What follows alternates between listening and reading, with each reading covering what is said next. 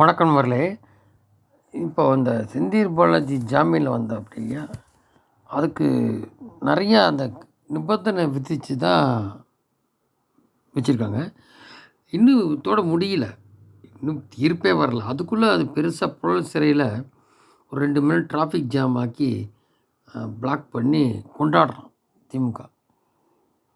அது எப்படி எடுத்துக்கிறாங்கன்னாக்கா, ஒரு வேளை உள்ளேருந்து ஏதாவது உளறிட்டாருன்னா, ஒரு வேளை பிஜேபி ஜாயின் பண்ண சொன்னாங்களா என்னன்னு தெரியாது. ஏன்னா இவர் பல கட்சி மாறினவர். அப்படி இருக்கும்போது இந்த மாதிரி வெளியில் வந்ததே பெருசு. நம்மளை பற்றி ஏதோ உளராமல், ஏன்னா தம்பி இன்னும் அசோக் கிடைக்கல, எங்கே கஸ்டடியில் இருக்குது அப்படின்னு தெரியல.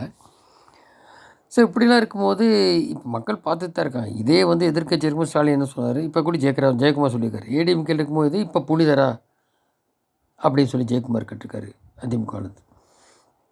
இப்போ பல கட்சி மாறி வந்தவர். இப்போ வந்து இவரை மக்கள் பார்த்து தான் இருப்பாங்க. என்ன பேச்சு பேசினார் ஸ்டாலின், இப்போ என்னமோ தியாகின்ற. அப்போ ஏற்கனவே உள்ள தியாகிகளை என்ன சொல்கிறது அப்படின்ட்டு. அப்படி பார்த்தா இந்த இப்போ பலகரப்பியா அவர் முன்னாள் எம்எல்ஏ ஏடிஎம்கே அவர் சொல்கிறார்,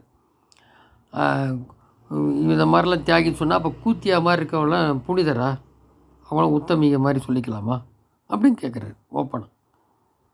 அப்போ இதுலேருந்தே ஸ்டாலினோட இது என்னன்னு தெரிஞ்சுக்கலாம் அப்படிங்கிறது. ஏன்னா அவர் சம்பாதிச்சு அங்கே இருக்கும்போது, இங்கே சம்பாதிச்சு கொடுக்கும்போது அவர் நல்லவர்.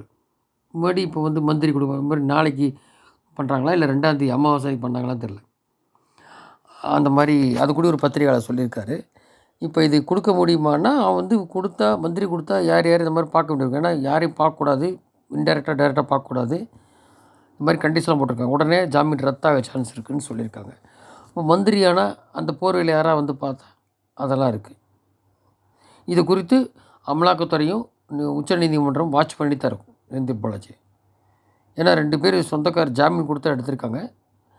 அவங்ககிட்ட இதெல்லாம் பற்றிலாம் தெரியுமான்னு கேட்டு தான் வெளியிட்டிருக்காங்க. அப்படி தான் நீங்கள் தான் பொறுப்புன்னு சொல்லியிருக்காங்க. சரி, ஏதாவது மேற்கொண்டு அந்த போக்குவரத்து கொடுத்து, ஏன்னா வாங்கிக்கிட்டு கொடுத்தாலும் குற்றம் தான் சொல்லிட்டாங்க. இவர் ஒத்துக்கிட்டார் செந்தில் பாலாஜி. அது என்னென்னா அந்த ஒரு 2.5 கோடி அந்த 1.5 கோடி அமௌண்ட்டுக்கு சீனியர் ஜூனியர் அந்த மாதிரி வாங்கினதை முதல்ல இவர் அந்த மேட்ச் பண்ணி கொடுத்துருந்தாக்க உள்ளே இருக்க வச்சுருக்கலாம். அதுக்குள்ளே அவங்க 2000 பேர் சேர்த்து விட்டாங்களாம் கேஸில் கொண்டு வந்து, போலீஸ் தரப்பில். அது அந்த மாதிரி இந்த கவர்மெண்ட் பண்ணியிருக்கும். அப்போ நீங்கள் அதெல்லாம் விசாரிக்கணும். ஏற்கனவே ஒரு 15 மாதம் இருந்துட்டார் அப்படின்ட்டு கண்டிஷன் பெயில் தான் கொடுத்துருக்கோம். அந்த 2000 பேர் என்றைக்கு விசாரிக்கிறது? அது இன்னும் நாள் தள்ளி போயிட்டு வருஷங்கள் ஆகும். சரி, இப்போ கண்டிஷனில் இருக்கும்போது இது மாதிரி இருக்குது.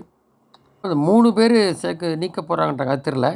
சேர்க்க போகிறது சேலம் வடக்கு தொகுதி ராஜேந்திர எம்எல்ஏ, 1000 விளக்கு தொகுதி டாக்டர் எழிலன், அப்புறம் இந்த ஆவடி நாசரை முதல் நீக்கினாங்க இல்லையா பால் வளத்துறையிலேருந்து, அதுக்கு பதிலாக ஒரு அமைச்சர் நீக்கப்படுவார். அப்போ 3 மந்திரி யார் நீக்கிறாங்கன்னு தெரில. இதில் வந்து துரைமுருகன் இப்போது பொதுச்செயலாளர் இருந்தாலும் அவர் அதிருப்தியில் இருக்கார் உதயநிதி வரத்துக்கு. உதயநிதி துணை முதல்வர்னு சில இலாக்காக்கள் சேர்ந்து வருங்கிறாங்க. இது நாளைய தினம் நடக்குதா ஒரு பத்திரிகை சொல்ல, இல்லைன்னா 2ஆம் தேதி அமாவாசை. ஏன்னா அவங்களுக்கு வந்து வெளியில் சொல்லுவாங்க, வெளியே இந்த அமாவாசை நல்லா பார்த்தா செய்கிறாங்க. அது பண்ணாமல் ராகு காலத்தில் பதவி இயக்க சொல்லுங்க பார்க்கலாம் அப்படிங்கிறாங்க திமுக. ஸோ வெளியில் பேசுவானுங்க அப்படின்ட்டு. இது குறித்து மக்கள்லாம் பார்த்துட்டு இருக்காங்க. செந்தில் பாலாஜி மந்திரியாகவே ஆகட்டும், அதே மின்சாரம் அமலாக்கத்துறை கொடுத்து மறுபடியும் 2 வருஷம் இருக்குது, சம்பாதிக்க பழைய அதிருப்திகள் வரும், மக்கள் பார்த்துட்ருக்காங்கன்றது வெளியில் வந்த சவுக்கு சங்கரும் சொல்லியிருக்காரு ஒரு பேட்டியில். ஸோ இந்த உதயநிதி துணை ராக்கில் தான் ஏற்கனவே 2 வீடியோ போட்டிருக்கோம்ல, அதில் என்ன அதுவும் சீனியரை வெளியில் தள்ளுறது இல்லாமல் எப்படி கனிமொழி சபரீசன் குரூப் சேருது, செந்தில் பாலாஜி அதிருப்தி மக்களுக்கே தெரியும்.